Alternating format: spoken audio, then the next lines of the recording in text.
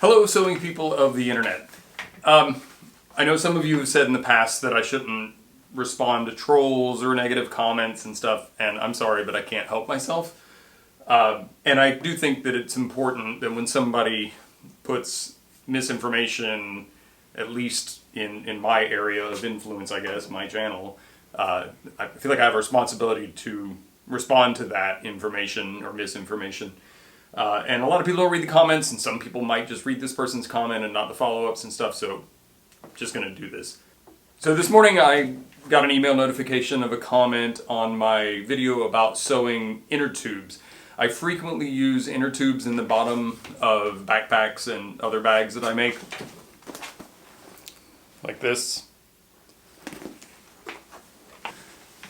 Sometimes I sew one piece of inner tube into the bag, sometimes I make the panel out of multiple pieces of inner tube. And that was the subject of the video. So the comment says, "Sew rubber? It makes the rubber weak and will break on you very quick. What about glue?" I can only tell you that it's not been an issue for me, and I've tested seams to reasonable degrees and not found any issue with what is essentially just the exterior fabric of a backpack.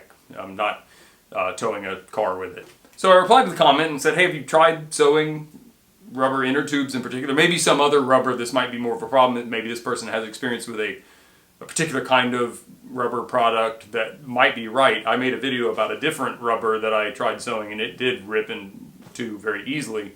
But I haven't had that experience with rubber inner tubes. And here's why I'm making this video. This was the person's response.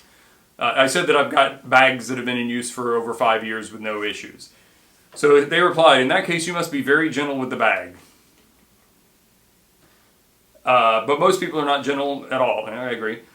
And here's the important part. And no, I didn't sew rubber ever. But I know for a fact how rubber works. They go on to say that if you put one tiny hole in it and put a little bit of stress on it, it will break. Now, if you sew it, you have a lot of tiny holes. The only thing they're right about is you've got a lot of tiny holes in something when you sew it. Just general statement for everyone out there. If you say in one sentence that you've never done anything ever, and then the next sentence is you know how it works, you're an idiot. And you have no business making a comment. Like, that, I'm not trying to be, this is not a personal attack, or I'm not trying to be insulting. That's the dumbest thing I've heard today, at least. Like, if you've never done it, you know nothing about it. And I guess I should say, you know, if you studied it academically but haven't had practical experience, it might be a different thing. But in this circumstance, like, you're literally saying you have no idea what you're talking about and you absolutely know what you're talking about. That's idiotic. So, just for the sake of argument, because I'm a dummy and I have to argue with trolls, I sewed this strip together and you'll be seeing the results of my experimentation with it. Basically, this is regular bicycle inner tube, nothing particularly special. I just sewed some kind of random pieces together. And then I supported my weight. I think I weigh a whopping 148 pounds today. So all that happened is it broke the threads where I sewed it. All the threads broke because when this rubber stretched, the thread can't stretch as far as the rubber can. But, I mean, I'm not exactly a strong person, but it doesn't seem to be tearing very easily as the commenter suggests it would. So I think they might be wrong, despite the fact never having done this before.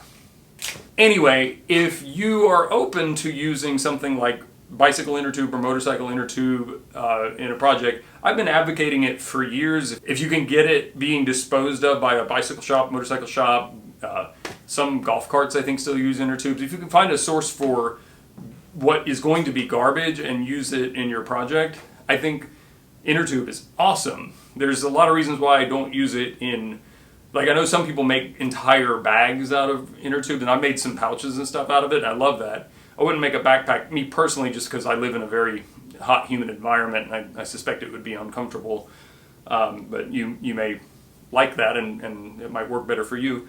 But it's a fantastic material, and sewing it seems to have absolutely no impact on its realistic structural integrity in the context of something like a backpack, duffel bag, messenger bag, that kind of thing.